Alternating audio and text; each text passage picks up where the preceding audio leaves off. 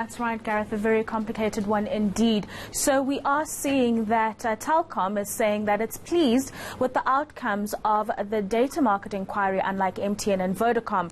The company also agrees with the Competition Commission's view that South African market is a duopoly with no effective competition. And joining me now to unpack these sentiments further is Siyabonga Mahlangu, who's the Group Executive for Regulatory Affairs at Telkom. Many thanks for your time this afternoon. Let's perhaps talk about that alignment in thought when it comes to the fact that the sector has been monopolized by the likes of MTN and Vodacom, and what this is going to do to perhaps level the playing field going forward. Thank you, ma'am. Perhaps the first thing to set out is that we are pleased that we've been vindicated in what we've been always preaching, that the policies and regulations in this country have resulted in a duopolistic structure of the market. We are, however, cautious about the measures that are being suggested by the Competition Commission. So I just needed to clear that one up before we go. So you would know that when mobile telephony was introduced in South Africa in the 90s, there was a policy of managed liberalization, which then, in that policy of managed liberalization, basically it's a short form for constraining Telkom in favor of the mobiles. So, and with that came the interconnection agreements, or at least interconnection arrangements, where the amount of money that the mobiles would pay to lend a call on Telkom was way less than the amount of money that Telkom would pay on the mobiles to lend a call there. So in our calculations, it's over 80 billion of subsidy.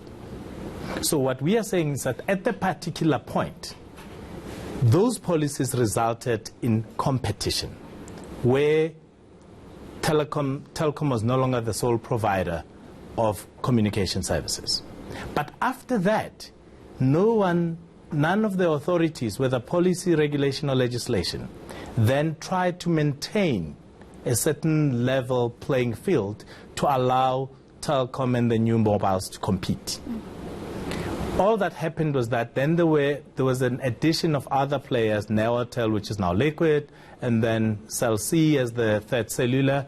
But in essence, the regulation was in favor of establishing mobile and constraining the fixed line. So what you then have today, when you've got convergence, where everybody is not entirely a fixed line or entirely a mobile, but you have advantages that have accrued to the two. I mean, you would have seen the commentary that's come out of your MTNs and your Vodacom. And when we talk about policy, one of the biggest arguments that they are still making is the issuance of spectrum. And I mean, we are making some headway with submissions being made to government by ICASA. But talk us through those challenges and whether that will really help, despite this Competition Commission ruling, to reduce prices significantly, even by the 50% that the Competition Commission is calling for. The radio frequency spectrum could be both a gift and a curse. So Telkom started Telkom Mobile after the sub-1 gigahertz had been issued to the market. There was no longer any, because spectrum is a finite resource. So, which means Telkom does not have the spectrum necessary to do in-building penetration and long-distance coverages. So the implication of that is that Telkom then has to build in more base stations to cover a shorter distance, or to put repeaters if it is to access people inside buildings. So in that way, Telkom is significantly prejudiced by the delays in the release of spectrum. So we need that in order for us to be competitive. Yeah. But on the other hand, the spectrum in the upper bands, because of the first mover advantage of both MTN and Vodacom, if you just allow them to access that kind of spectrum, that will be to the detriment of the market if you don't set the competition rules. And largely, the regulators have been following international precedents where you will find that the conditions overseas are not the same as here at home. And you'd also find that the regulator is following more an engineering-led approach than focusing on economics. So basically, as we sit here today, we think that the findings of the Competition Commission, at least on the structure of the market, should influence government in making policy and legislation, and should influence ICASA in thinking about spectrum. You cannot issue spectrum to perpetuate the duopoly and then come and complain about the prices. But now, in our view, yeah. Price competition is a function of an effective competition in a particular market. So price regulation, in our view, is not necessarily the answer. If you empower the other players to be able to keep the big players honest, then you would have done your work as the Competition Commission. So then what would need to happen going forward? Because obviously they're going to be challenging some of the recommendations that have been made by the Competition Commission, trying to get extensions to reduce prices. You're saying that's not the most important thing here. What needs to happen based on what you've just said and what I've just mentioned here going forward? I think what we need to be cautious about is not to read this thing in context, right? So 30 to 50% that the Competition Commission calls for worries me. But we would be able to be satisfied of what the basis and the rationale and the models that they followed once we've read the full report. But what we know is that effective competition then makes each player to be dependent on the others in the market.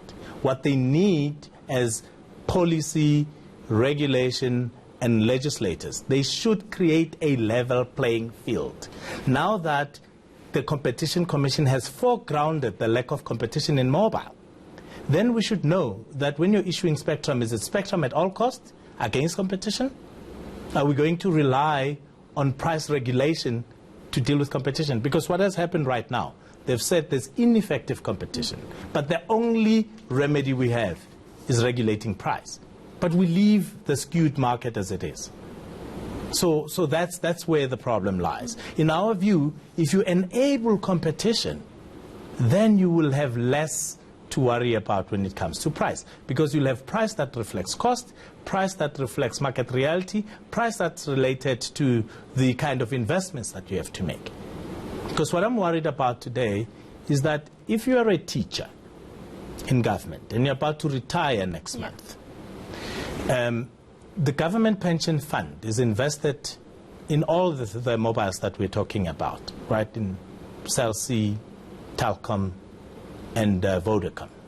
So with these constraints that these mobiles are looking at, what are you going to go home with as a pensioner? And is that worth the reduction in the prices of data versus your... Are you not going to now fall beyond NAFSAS and be the missing middle or something else? Unfortunately, we're running out of time, and I don't mean to interject you there, but the message is clear there. It cannot be the only remedy that we reduce prices. So I've been speaking there to Siyabonga Mhlangu, who's the Group Executive of Regulatory Affairs at Telkom.